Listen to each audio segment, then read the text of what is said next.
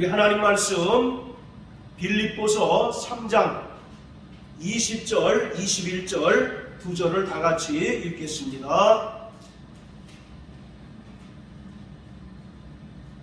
시작. 오직 우리의 시민권은 하늘에 있는지라 거기로서 구원하는 자 곧 주 예수 그리스도를 기다리노니 그가 만물을 자기에게 복종케 하실 수 있는 자의 역사로 우리의 낮을 몸을 자기 영광의 몸의 형체와 같이 변케 하시리라. 아멘.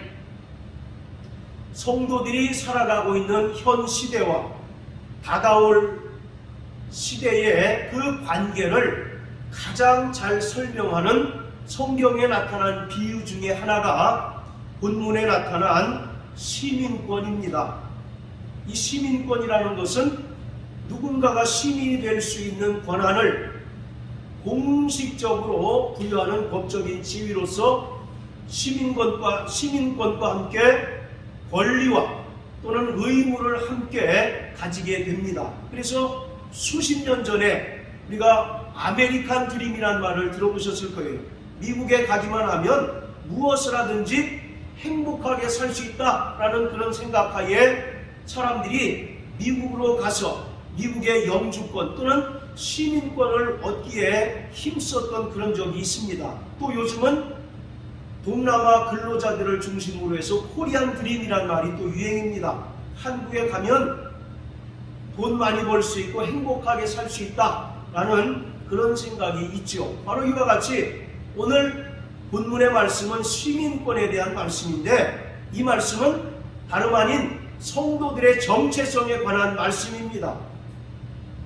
우리가 과연 어디에 속한 자인가를 분명하게 밝히며 살아가야 한다는 것이에요. 요한복음 15장 19절에 보면 예수님께서 제자들에게 말씀하시기를 너희가 세상에 속하였다면 세상으로부터 사랑을 받았을 터인데 너희가 내게 속했기 때문에 즉 예수에게 속했기 때문에 세상으로부터 미움을 받는다 라고 이렇게 말씀하고 계십니다. 사도 바울은 태어나면서부터 로마의 시민권을 소유하였습니다. 이 당시에 로마의 시민권이라고 하는 것은 매우 희소성이 높았습니다. 그리고 여러 가지 특권이 많았어요. 이를테면 로마가 정복한 어떤 땅이든지 이동할 수 있는 자유와 안전을 보장받을 수 있는 권리가 주어졌습니다.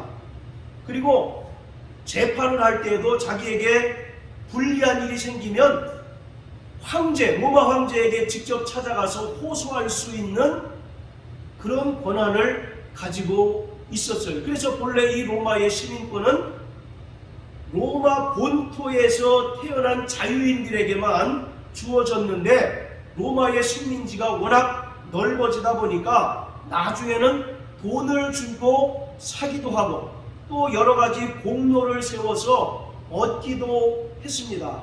어쨌든 간에 이 당시에 로마의 시민권이라고 하는 것은 대단한 특권을 이제 함께 가지고 있는 것으로 상징할 수가 있는 거예요.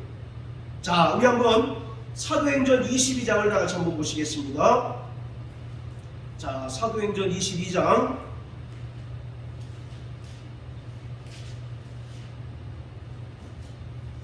자, 25절하고 28절 우리 두 절만 다 같이 읽겠습니다. 시작. 가죽줄로 바울을 매니 바울이 곁에 섰는 백부장도로 이르되 너희가 로마 사람 된 자를 죄도 정치 아니하고 책찍질할 수 있느냐 하니 자, 또 28절 천부장이 대답하되 나는 돈을 많이 들여 이 시민권을 얻었노라. 바울이 가로되 나는 나면서부터로라 하니 자, 25절 이 내용 무슨 말이냐면 유대인들이 사도 바울을 잡아서 죽이려고 합니다. 그래서 이것을 눈치챈 천부장이 바울을 보호하기 위해서 바울을 로마로 압송해 가서 황제 앞에 자신의 억울함을 호소할 수 있는 권한을 주려고 하는 그런 상황을 설명하고 있는 거예요.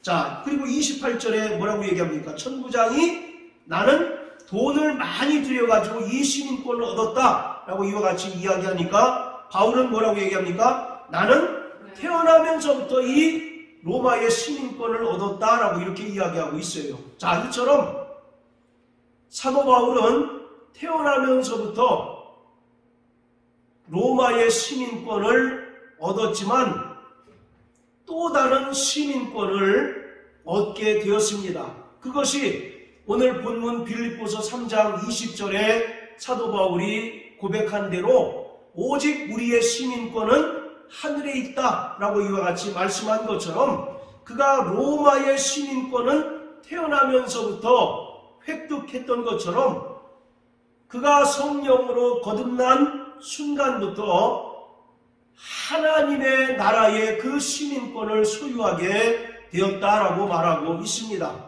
요한복음 18장 36절에서 예수님은 자기 나라가 이 세상에 속하지 않았다라고 말씀하고 있습니다. 따라서 성도들이 거듭나서 하나님의 아들로 입양될 때 골로새서 1장 13절의 말씀처럼 우리를 흑암의 권세에서 건져내사 사랑의 아들의 나라로 옮기셨기 때문에 성도들은 새로운 왕국, 새로운 하나님의 나라의 백성이 되었고 그에 합당한 새로운 시민권을 획득하게 된 것입니다.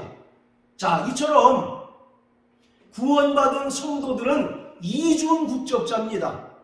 이중 시민권을 소유한 자들이에요. 세상 나라의 시민권을 소유한 자들입니다. 우리는 이 땅에서 태어나면서부터 대한민국 국민으로서의 국적과 시민권을 가지고 살아가죠. 뿐만 아니라 우리가 성령으로 거듭나는 순간 하늘의 시민권을 가지고 이 땅에 살아가게 되는 것입니다. 성도들은 기본적으로 이 땅에 속한 자들로서 이 세상의 질서와 이 세상의 법칙에 따라 순종하며 살아가는 사람이 되어야 합니다. 그리고 이러한 성도들은 동시에 이 세상에 속하지 말아야 합니다. 비록 우리 육신이 이 땅에서 나는 것으로 살고 이 땅에 속해서 살아 있지만 한편으로 우리는 이 세상에 속한 자가 되어서는 안 된다는 것입니다. 우리가 이 세상에 적을 두고 살아가고 있지만 이 땅에 영원히 소속된 것이 아니라 우리의 소속은 하나님 나라에 있기 때문에 이 땅에서도 하나님 나라의 백성으로서 합당한 삶을 살아가야 한다는 것을 오늘 사도 바울은 우리에게 분명하게 말씀하고 있어요. 성도들이 불가피하게 타락하고 죄가 많은 이 세상에 살아가고 있지만 우리는 분명히 하나님 나라의 시민권을 소유한 자들로서 이 땅에서도 하늘나라의 원리를 따라 살아가야 하고 우리가 이 땅에서 많은 고난을 당할 때에도 여전히 그러한 삶은 멈추지 말아야 하는 것입니다. 즉 우리가 이 땅에서 태어나면서부터 이 대한민국은 우리의 고국, 조국이지만요 우리가 이 땅에서 예수를 믿고 난 이후의 삶은 철저하게 나그네의 삶이어야 하는 것입니다. 왜 우리가 나그네의 삶을 살아야 합니까? 우리의 참된 본향, 영원한 본향은 어디에 있기 때문에 그렇습니까? 저 영원한 하나님 나라에 있기 때문에 우리는 이 땅에 미련을 두거나 이 땅에 소망을 두며 살아가는 것이 아니라 날마다 저 본향을 향해서 한 걸음 한 걸음 나아가는 자가 되어야 한다는 것이죠.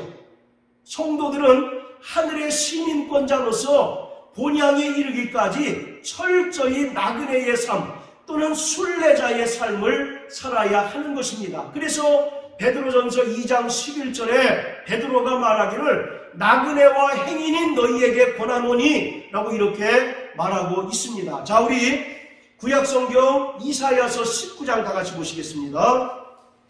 이사야서 19장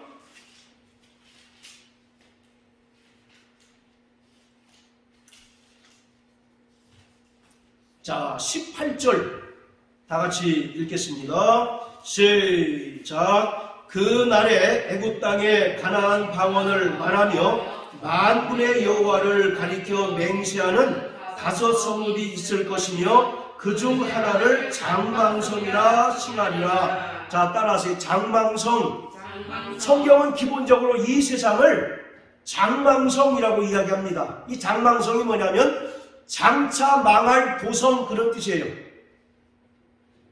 이 세상은 베드로후서 3장의 말씀처럼 형체도 없어질 정도로 완전히 사라지고 멸망할 도성이라고 하는 것입니다. 그렇기 때문에 성령으로 거듭나 하나님의 자녀된 성도들, 그리고 하늘의 시민권자로서 살아가는 성도들은 이 세상에 미련을 두어서는 안 됩니다. 이 세상에 소망을 두어서는 안 되는 것이에요.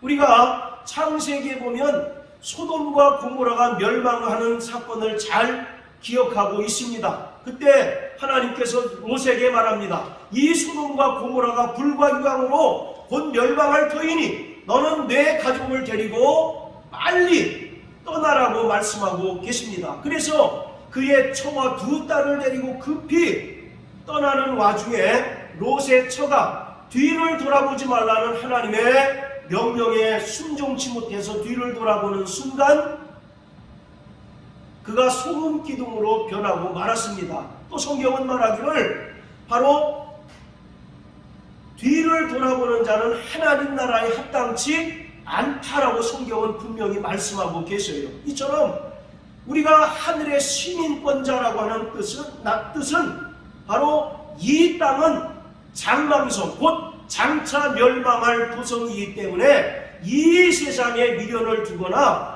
이 세상에 소망을 두어서는 안 되고 우리의 영원한 본향인 하늘나라를 향하여 날마다 나그네의 삶을 살아야 한다라고 하는 것을 말씀하고 있습니다. 자, 우리 히브리서 12장을 다 같이 한번 보십니다. 히브리서 12장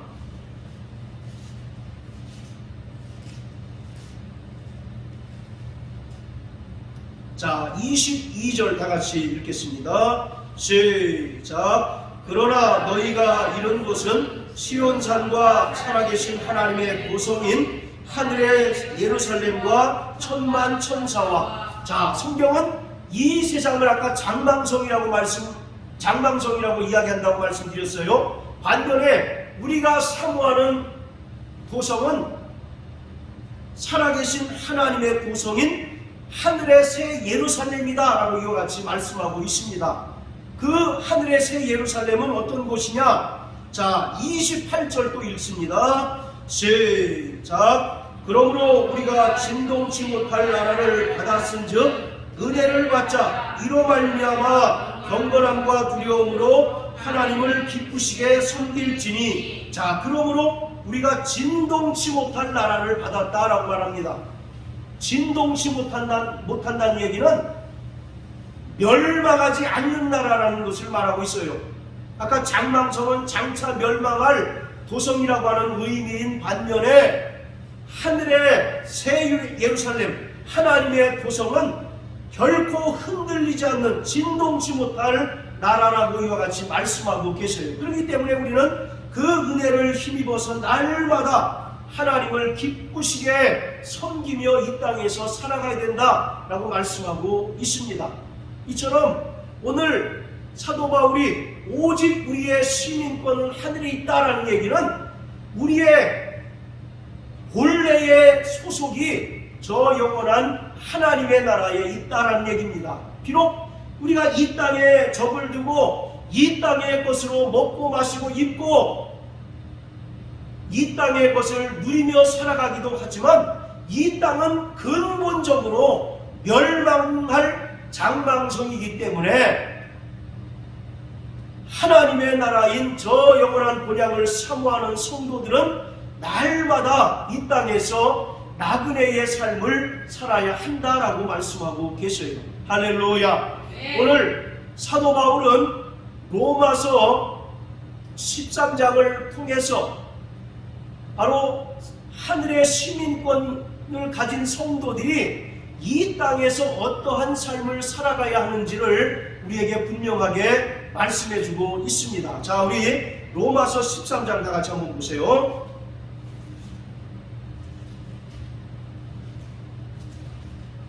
우리가 분명하게 알 것은 하늘의 시민권을 가진 자라고 해서 이 땅의 삶이 전혀 무시되어서는 결코 안 된다라는 것을 오늘 사도 바울이 강조하고 있는 것입니다. 자, 로마서 13장 1절부터 7절까지 다 같이 한 절 한 절 읽어보겠습니다. 시작. 각 사람은 위에 있는 권세들에게 굴복하라.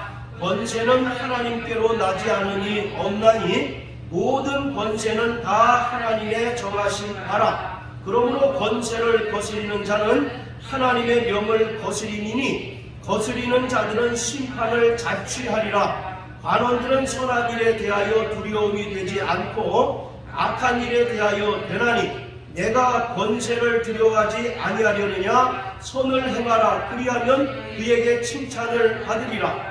그는 하나님의 사자가 되어 내게 선을 이루는 자니라. 그러나 내게 악을 행하거든 두려워하라. 그가 공연히 칼을 가지지 아니하였으니 곧 하나님의 사자가 되어 악을 행하는 자에게 진노하심을 위하여 보응하는 자니라. 그러므로 굴복하지 아니할 수 없으니 너를 위하여만 할 것이 아니오 오직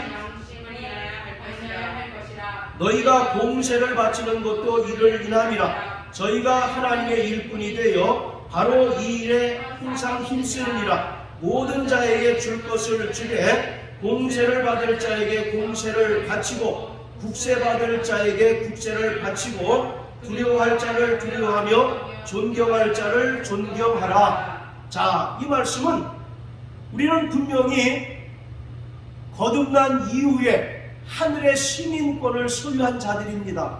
그렇다고 해서 이 땅에 살아가는 동안 로마의 시민권자로서 그 권리뿐만 아니라 의무를 행하는 것에 대해서 불성실해서는 결코 안 된다라고 말씀하고 있는 거예요. 왜냐하면 이 세상의 임금과 관원들도 모두 하나님께로부터 권세를 받은 자들이기 때문에 바로 이 땅에 살아가는 성도들도 위에 있는 권세들과 또 관원들을 복종하고 두려워하고 또 조세를 내야 한다라고 이와 같이 말씀하고 있어요. 그러나 여기에는 분명한 단서가 있습니다.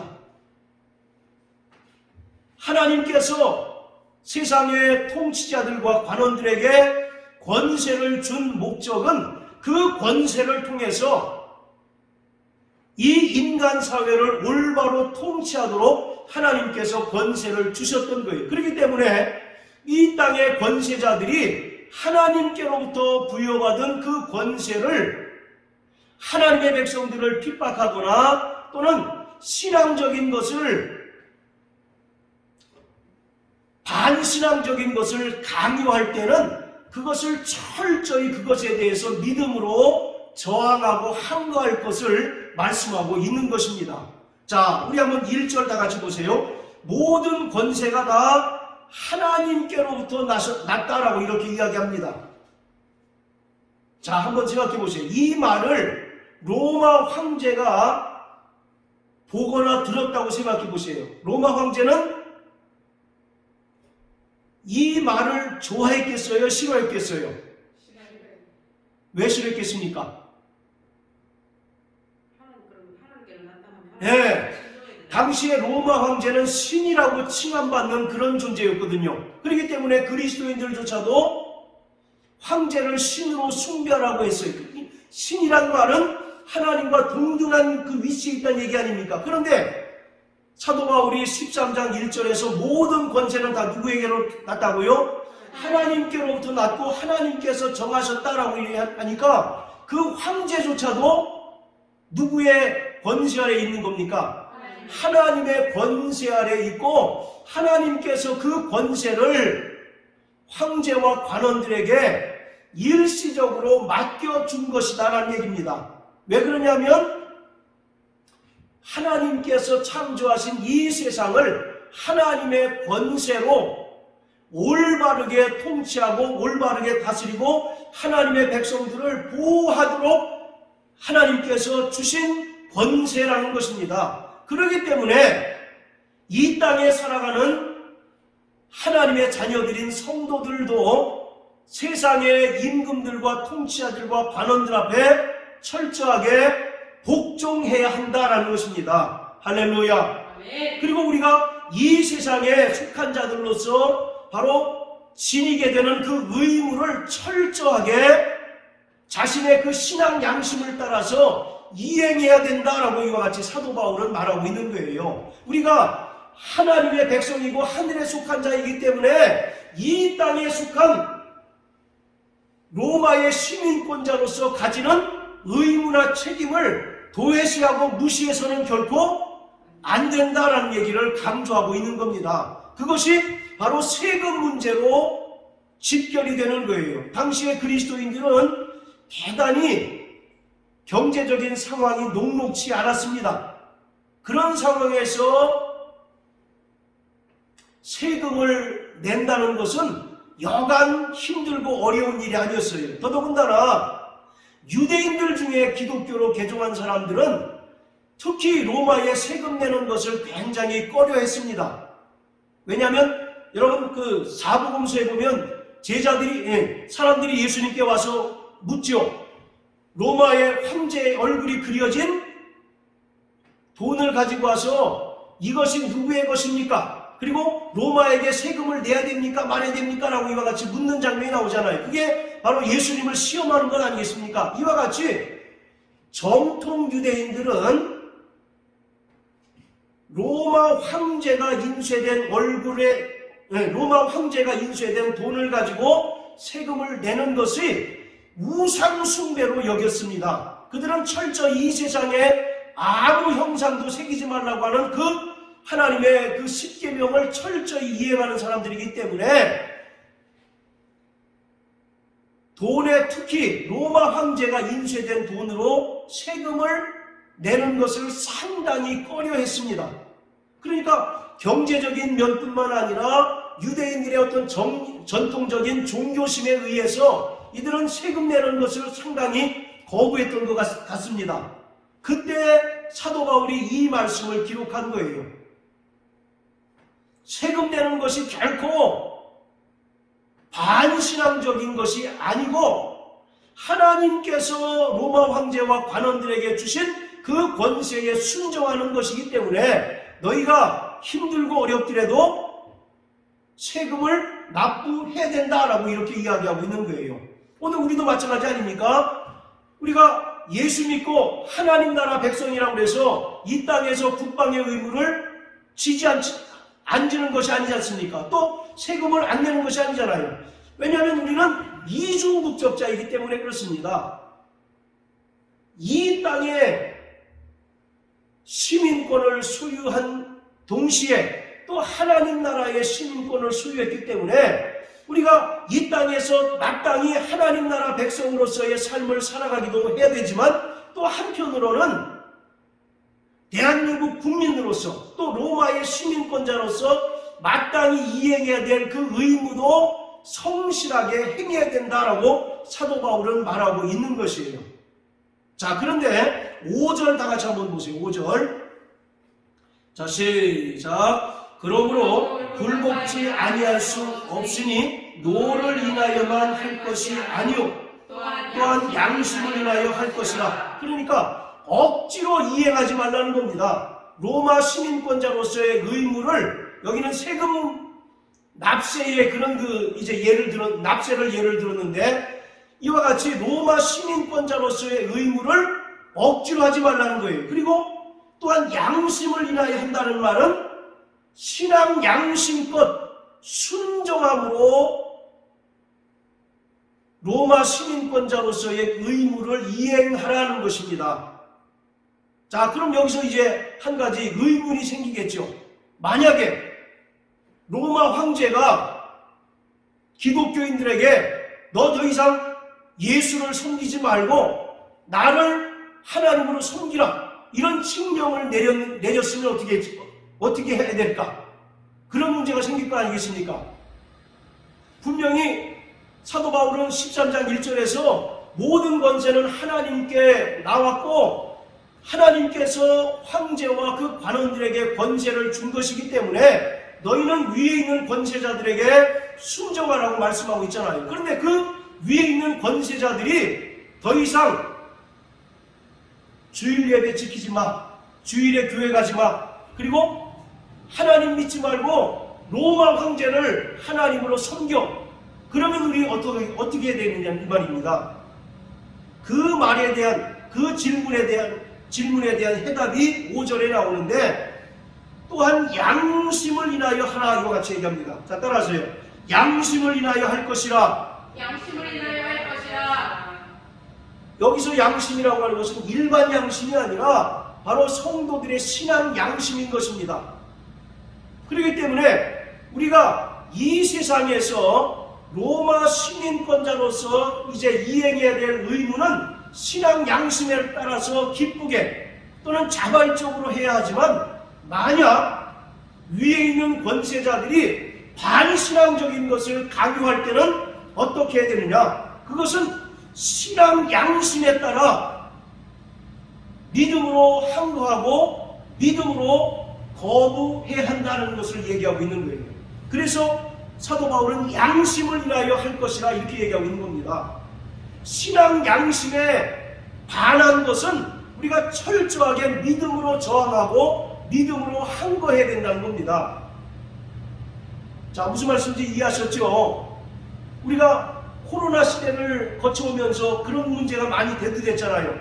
과연 정부에서는 모이지 말라고 하는데 우리는 어쨌든 그리스도인들은 교회에 모여서 예배해야 되지 않습니까? 그런 두 어떤 가치관이 상충되고 서로 충돌될 때는 우리는 그리스도인으로서 어떻게 해야 되는가, 그런 문제가 생길 수 있다는 얘기예요. 그것에 대해서 사도 바울은 바로 너희가 반신앙적인 그런 그 의무가 아니라면 신앙 양심을 따라서 자발적으로 순종하라는 겁니다. 그러나 세상 정부와 또는 위에 있는 권세자들이 반신앙적인 것을 강요하게 된다면 그것을 철저하게 자신의 신앙 양심을 따라서 믿음으로 거부하고 순교할 수 있어야 한다는 겁니다. 여기서 저항한다는 것은 칼과 창을 들라는 얘기가 아닙니다. 끝까지 믿음으로 저항하라는 겁니다. 마태복음 26장에 보면 예수님 말씀하잖아요. 내가 12형 더 되는 천사를 부릴 권이 없겠느냐라고 이와 같이 말씀한 것처럼 예수님은 이 세상에 있는 그리스도인들이 칼과 창으로 세상을 대적하거나 항거하는 것을 원치 않습니다. 끝까지 믿음으로 순교하여 믿음으로 저항하기를 바로 원하시는 거예요. 자, 어쨌든 이것은 비단 로마에 있는 성도들에게만 해당되는 내용이 아니라 빌립보 교회의 성도들에게도 해당되고 또 오늘을 살아가는 이 땅에 살아있는 모든 성도들에게도 동일하게 해당이 되는 것입니다. 왜냐하면 우리는 이중국적자이기 때문에 그런 것이에요. 그래서 철저하게 대한민국 국민으로서의 권리와 책임과 의무를 이행해야 될 뿐만 아니라 또 한편으로는 하나님 나라의 백성으로서 복음에 합당한 삶을 살아야 한다라고 이와 같이 사도 바울은 말하고 있습니다. 그래서 사도 바울은 이와 같이 성도로서의 삶을 한마디로 요약해서 우리에게 말하고 있는데 복음에 합당하게 생활하라고 말씀합니다. 자, 따라하세요. 복음에 합당하게 생활하라. 자, 우리 빌립보 1장을 다 같이 한번 보십니다. 자, 빌립보 1장. 자, 27절입니다. 시작. 오직 너희는 그리스도 복음에 합당하게 생활하라. 이는 내가 너희를 가거나 떠나 있으나 너희가 일심으로 서서 한 뜻으로 복음의 신앙을 위하여 협력하는 것과, 다시 한번 시작. 오직 너희는 그리스도 복음에 합당하게 생활하라. 이는 내가 너희를 가거나 떠나 있으나 너희가 일심으로 서서 한 뜻으로 복음의 신앙을 위하여 협력하는 것과. 자, 이처럼 우리 성도들은 지금까지 말씀드렸던 것처럼 이중국적자입니다. 우리 육신으로는 대한민국 국적을 취득하고 살아가고 있고, 또 우리가 성령으로 말미암아 거듭난 이후로 하늘의 시민권자로서 이 땅에 살아가고 있어요. 자, 그렇다면 이 땅에서 이중국적자로 살아가는 것이 과연 어떻게 살아가야 온당할 것인가? 그것에 대해서 사도 바울은 한마디로 빌립보 1장 27절에서 복음에 합당하게 생활하라고 말씀합니다. 자, 따라하세요. 나 영혼아, 복음에 합당하게 생활하자. 복음에 합당하게 생활하자. 자, 그렇다면 여기서 또 이제 질문이 이제 생기겠죠. 자, 그렇다면 복음에 합당하게 생활하라는 것이 과연 어떻게 살라는 말인가? 그것에 대해서 오늘 사도 바울은 빌립보서를 통해서 4가지로 우리에게 설명하고 있습니다. 그 첫 번째가 뭐냐? 모든 권세가 하나님으로부터 왔기 때문에 세상의 통치자와 세상의 관원들과 제도에게 철저하게 순종하라는 것입니다. 이것이 바로 복음으로 사는 첫 번째 방법이에요. 자, 우리 베드로전서 2장을 다 같이 한번 보십니다. 베드로전서 2장.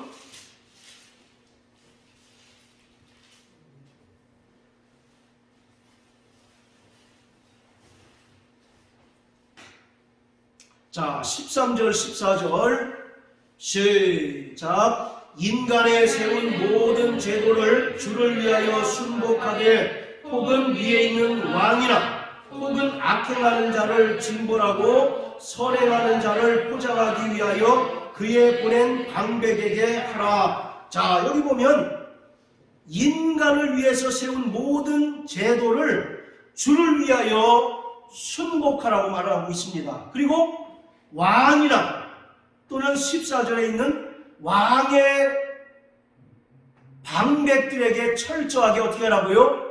순종하라는 것입니다. 왜 그렇습니까? 그 모든 권세가 하나님께로부터 기본적으로 왔기 때문이에요.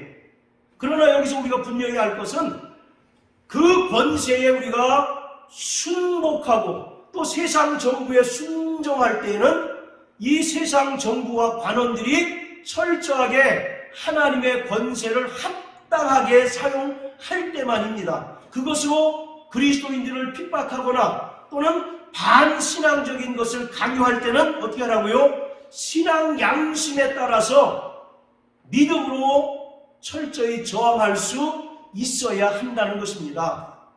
자, 기본적으로 지구상에 얼마나 많은 나라가 있습니까? 그리고 또 그 나라마다 통치자가 있고 또 제도가 있잖아요. 민주주의, 또 무슨 주의 굉장히 많습니다. 기본적으로 모든 왕과 관원들은 하나님께서 세우셨다는 겁니다. 할렐루야. 그들을 세운 목적은 하나님을 대행해서 이 땅에서 하나님의 백성들을 온전히 보호하고 또 이 땅에 하나님의 공평과 정의를 실현하기 위해서 나라를 세우시고 또 왕과 제도를 만드셨다라고 성경은 분명히 말씀하고 있어요. 자, 우리 김영미 집사님 아모스서 5장 24절 찾으셔서 한번 읽어주세요. 구약성경 아모스 5장 24절.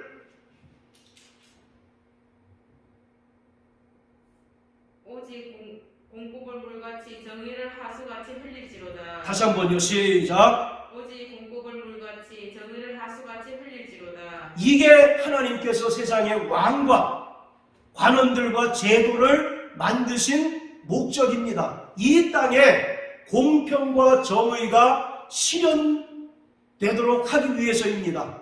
여러분, 하나님의 나라는 공의 위에 세워진 나라입니다. 믿으십니까? 아멘. 시편에 분명히 말씀하고 있잖아요. 하나님의 보좌의 기초는 공평과 정의다 라고 말씀하셨어요. 그와 같이 하나님께서는 이 땅에서도 공평과 정의가 실현되기를 원하셔요. 그래서 하나님께서는 세상에 많은 나라들을 세우시고 또 그 나라마다 통치자와 제도를 세우셨는데 그 목적이 뭐냐? 공평과 정의가 실현되고 공평과 정의가 강물처럼 흐르도록 세상의 임금과 왕과 제도를 세우셨다는 겁니다. 그래서 세상에 있는 여러 제도는 어떤 면에서 하나님의 선물이에요. 그 선물들을 통해서 하나님께서 이 땅에 살아가고 있는 하나님의 백성들을 보호하고 이 땅에 살아가는 하나님의 백성들이 더 하나님을 잘 섬길 수 있도록 하기 위한 것입니다. 그렇기 때문에 이 땅을 살아가는 성도들은 통치자들과 위정자들을 위해서 기도해야 하는 것입니다. 자, 우리 디모데전서 2장을 다 같이 보십니다. 자, 디모데전서 2장. 자, 1절, 2절입니다. 시작. 그러므로 내가 첫째로 권하노니 모든 사람을 위하여 간구와 기도와 도구와 감사를 하되 임금들과 높은 지위에 있는 모든 사람을 위하여 하라. 이는 우리가 모든 경건과 단정한 중에 고요하고 평안한 생활을 하려 함이니라. 할렐루야. 바로 임금들과 높은 지위에 있는 사람들을 위해서 기도하라고 말씀하고 계셔요. 왜 그렇습니까? 이것은 모든 경건과 단정한 중에 고요하고 평안하게 신앙생활을 하도록 하기 위함이다 라고 말씀하고 있어요. 자, 이와 같이 복음에 합당하게 생활하는 것이 무엇이냐? 그 첫 번째, 이 땅에 있는 왕과 위정자들과 제도에 철저하게 순종하라는 것입니다. 여기에는 예외사항이 있죠. 그들이 하나님의 권세로 올바르게 통치할 때만이 바로 우리가 순종하는 것입니다. 자, 그리고 복음에 합당하게 생활하는 것은 두 번째, 어떻게 살아가는 것이냐? 철저하게 고난 중에 인내하라는 것입니다. 자, 따라하세요. 고난 중에 인내하자. 네, 성도들은 기본적으로 이 땅에 고난을 받도록 부르셨다는 것입니다. 예수 그리스도가 이 땅에 오신 것은 고난을 받으시기 위하여 오셨어요. 그래서 히브리서 4장에 보면 그가 바로 이 땅에 오신 것은 우리 인간의 모든 연약함을 체휼하기 위함이다 라고 말씀하고 계십니다.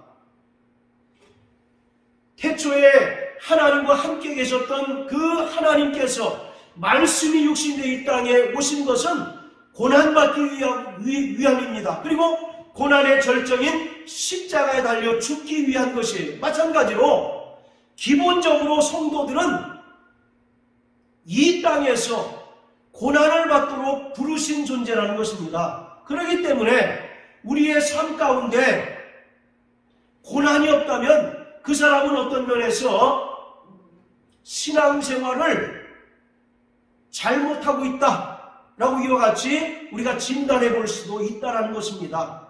그렇기 때문에 성도들은 이 땅에서 정말 크고 작은 고난을 만나게 됩니다. 그러나 사도 바울은 그 고난 중에서도 감사하고 예수 그리스도와 사도 바울 자신이 그 극심한 고난 가운데서도 끝까지 이기고 또 하나님의 뜻을 온전히 성취하셨던 것처럼 우리 이 땅에 살아가는 하늘의 시민권자인 성도들이 이 땅에서 당하는 고난들을 끝까지 인내하는 자가 되어야 한다는 것입니다. 자, 따라서요. 나 영혼아, 고난 중에 인내하자. 우리 가운데 얼마나 크고 작은 고난이 많습니까? 우리는 그 고난 때문에 때로는 정말 슬퍼하거나 또는 때로는 낙심할 때가 참으로 많습니다. 그러나 바울은 고난을 만나거든 온전히 기뻐하라고 말씀하고 계셔요. 왜냐하면 그 고난을 통해서, 그 고난에도 하나님의 뜻이 있어서 그 고난을 통해서 우리가 더욱더 하나님의 백성으로 다듬어지기 때문에 그렇습니다. 여러분 한번 생각해 보세요. 유명한 조각상들, 우리가 언뜻 떠오르는 그 유명한 조각상들 있지 않습니까? 그 조각상은 하나라도 더 그 조각가의 그 날카로운 칼에 의해서 만들어진 것입니다. 마찬가지로 오늘 우리에게 정말 크고 작은 고난이 있다라고 하는 것은 하나님께서 우리를 당신의 걸작품으로 만들어 가시는 과정이라고 생각해야 합니다. 우리가 솔직히 고난이 없으면 기도하시겠습니까? 우리가 뭐 아쉬울 것도 없고 안타까운 것이 없으면 가뜩이나 기도하지 않는데 그마저도 기도 안 할 거 아니겠습니까? 그래서 하나님께서는 우리에게 고난이라고 하는 때로는 아픔을 통해서 더 하나님을 의뢰하게 하고 더 하나님을 찾게 하고 더 하나님의 그 걸작품으로 우리를 다듬어 가는 것이에요. 그래서 이 땅을 살아가는 성도들은 고난 가운데 인내하고 고난 가운데서도 정말 기뻐할 수 있는 자가 되어야 하는 것입니다. 할렐루야. 아멘. 자, 그리고 세 번째로는 바로 이 땅에서 철저히 하나님의 빛을 나타내는 자가 되어야 합니다. 자, 우리 빌립보서 2장을 다 같이 한번 보세요.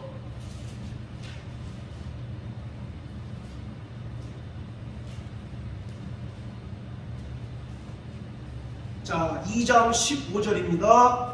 시작. 이는 너희가 흠이 없고 순전하여 어그러지고 거스리는 세대 가운데서 하나님의 흠없는 자녀로 세상에서 그들 가운데 빛들로 나타내며. 자, 사도 바울은 기본적으로 이 세상을 어그러지고 거스리는 세대라고 이와 같이 말씀합니다. 즉 타락하고 죄로 말미암아 부패한 그러한 세대라고 말하고 있는 거예요. 그러한 세대 가운데 살아가는 우리 성도들이 먼저 흠이 없고 순전한 자가 되어야 한다는 것입니다. 그뿐만 아니라 그들 가운데 빛들로 나타나야 된다는 것입니다. 여기서 빛이라고 하는 것은 성도들의 착한 행실을 가리키고 있어요. 자, 우리 마태복음 5장 다 같이 여기 표시해 놓으시고 마태복음 5장 보십니다.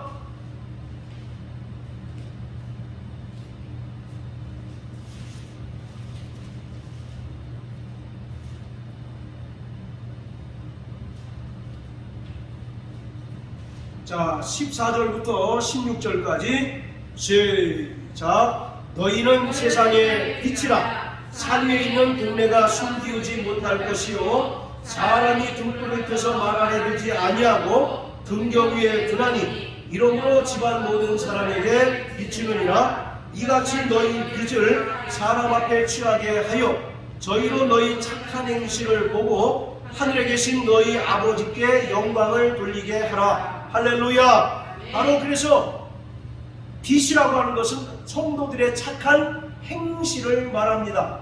여러분 마태복음 25장 1절부터 13절까지 보면 열 처녀의 비유가 나오죠. 그 열 처녀의 비유 가장 결정적인 차이가 뭡니까? 지혜로운 5 처녀와 미련한 5 처녀의 그 차이가 뭐예요? 기름의 그 있고 없고 유무 아니겠습니까? 그래요, 안 그래요? 네. 지혜로운 처녀는 기름을 넉넉히 준비한 반면에 미련한 처녀는 기름을 넉넉히 준비하지 못해서 사러 간 사이에 이미 혼인이 시작되었고 문이 닫혀버린 거 아니겠습니까? 네. 자, 여기서 보통 기름 그러면 일반적으로 성령을 가리키는데 여기서 얘기하는 기름이라고 하는 것은 성령을 의미하기보다는 성도들의 믿음의 행실, 성도들의 착한 행실을 가리키고 있습니다. 그러니까 미련한 다섯 처녀는 믿음을 입되 행함이 없는 죽은 믿음의 소유자들을 가리키고 있는 거예요. 반면에 지혜로운 다섯 처녀는 정말 하나님께로부터 은혜를 받고 믿음을 받았습니다. 그리고 그 믿음을 따라서 이 땅에서 열심히 하나님의 말씀에 순종하는 삶을 살았던 것입니다. 그래서 마태복음 7장에도 보면 반석 위에 집을 지은 자와 모래 위에 집을 지은 자 그 비유가 나오지 않습니까? 그 차이가 뭡니까? 하나님의 말씀을 듣기는 들어도 행치 않는 자는 모래 위에 집을 지은 자요. 반면에 하나님의 말씀을 듣고 행하는 자는 반석 위에 집을 지었다라고 말씀하고 계세요. 그러니까 바로 죄악이 관영한 이 세상 가운데 하나님의 빛을 나타내라는 말은 성도들의 착한 행실이 있어야 된다는 겁니다. 믿음은 이때 행함이 없는 죽은 믿음이 아니라 이 땅에서 죄악이 관영한 세상일수록 더욱더 하나님 말씀을 의지하고 더욱더 하나님 말씀에 순종하는 삶이 오늘 하늘의 시민권을 소유한 자들에게서 마땅히 나타나야 한다는 것입니다. 할렐루야. 네. 자, 그리고 복음에 합당하게 생활하는 것의 네 번째는 내세지향적 삶을 살아야 합니다. 무슨 삶이요? 내세지향적 철저하게 내세지향적 삶을 사는 것을 말합니다. 자, 다시 빌립보서 3장으로 돌아갑니다. 자, 우리 고요한 선생님 20절 21절 큰 소리로 다시 한번 읽어주세요. 오직 우리의 시민권은 하늘에 있는지라 거기로서 구원하는 자 곧 주 예수 그리스도를 기다리노니 그가 만물을 자기에게 복종케 하실 수 있는 자의 역사로 우리의 낮은 몸을 자기 영광의 몸의 형체와 같이 변케 하시리라. 예, 자, 복음에 합당하게 생활하는 네 번째는 철저하게 우리의 삶은 내세지향적 삶을 살아야 합니다.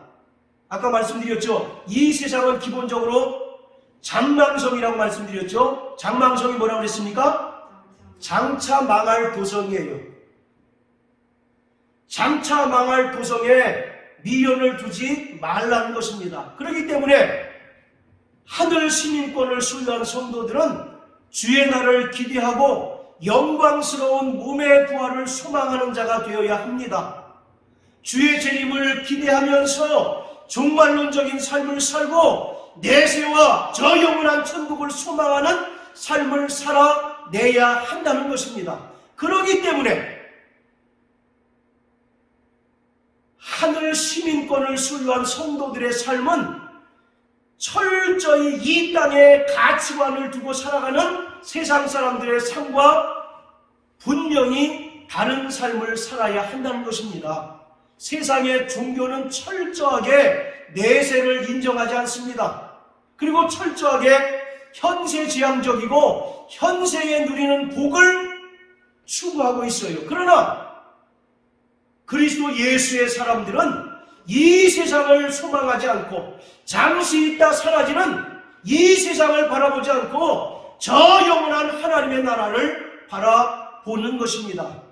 할렐루야. 세상 사람들은 우리의 믿음이 허구라고 이야기합니다. 너희는 왜 그러한 가치관을 가지고 사느냐고 비아냥거리고 손가락질하고 조롱합니다. 그러나 우리는 분명히 하나님을 만났어요. 할렐루야. 또 영원한 하나님의 나라가 바로 우리를 위하여 예비되어 있음을 알기 때문에 우리는 이 땅에 조금도 미련을 두지 않고 저 천국지향적인 삶, 영원한 내세를 바라보는 삶을 살아가야 하는 것입니다. 그래서 사도 바울은 로마서 13장에서 너희가 바로 빛의 갑옷을 입고 육신의 정욕대로 살지 말라고 말씀하고 계십니다. 오늘 우리 그리스도인들에게도 육체의 정욕이 있잖아요.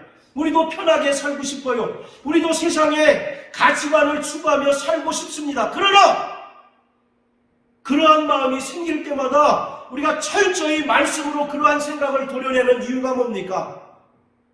이 세상은 결국 장망성이기 때문에 그렇습니다.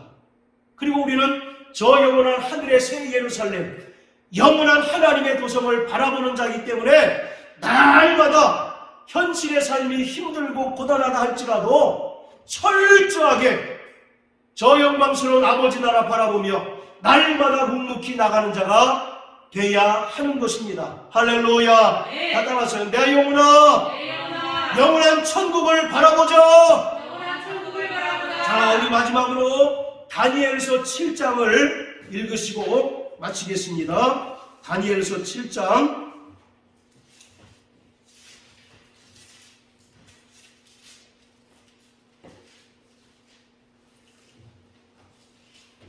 자, 1절부터 좀 긴데요. 14절까지 우리 한번 읽어보시겠습니다. 시작. 바벨론 왕 벨사살 원년에 다니엘이 그 침상에서 꿈을 꾸며 뇌 속으로 이상을 받고 그 꿈을 기록하며 그 일의 대략을 진술하니라. 다니엘이 진술하여 가로되 내가 밤에 이상을 보았는데 하늘에 네 바람이 큰 바다로 몰려 불더니 큰 짐승 넷이 바다에서 나왔는데 그 모양이 각각 다르니 첫째는 사자와 같은데 독수리의 날개가 있더니 내가 볼 사이에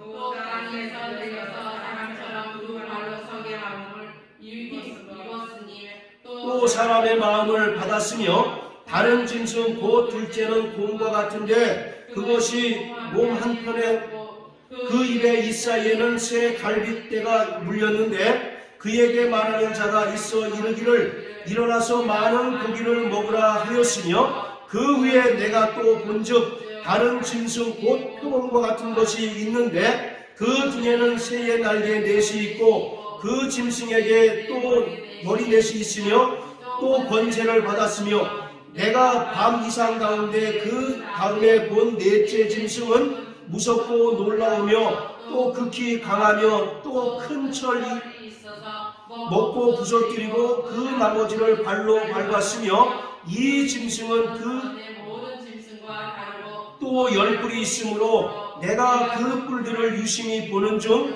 다른 작은 뿔이 그 사이에서 나더니 먼저 뿔 중에 넷이 그 앞에 뿌리까지 뽑혔으며 이 작은 뿔에는 사람의 눈 같은 눈이 있고 또 입이 있어 큰 말을 하였느니라. 내가 보았는데 왕좌가 높이고 옛적부터 항상 계십니다 하셨는데 그 옷은 희기가 눈 같고 그 머리털은 깨끗한 양의 털 같고 그 보좌는 불꽃이요 그 바퀴는 붙는 불이며 불이 강처럼 흘러 그 앞에서 나오며 그에게 수종하는 자는 천천히요 그 앞에 시위하는 자는 만만이며 심판을 베푸는데 책들이 펴놓았더라. 그때에 내가 그 큰 말하는 작은 뿔의 목소리로 인하여 주목하여 보는 사이에 짐승이 죽임을 당하고 그 시체가 상한 바 되어 붙는 불에 던진 바 되었으며 그 남은 모든 짐승은 그 권세를 빼앗겼으나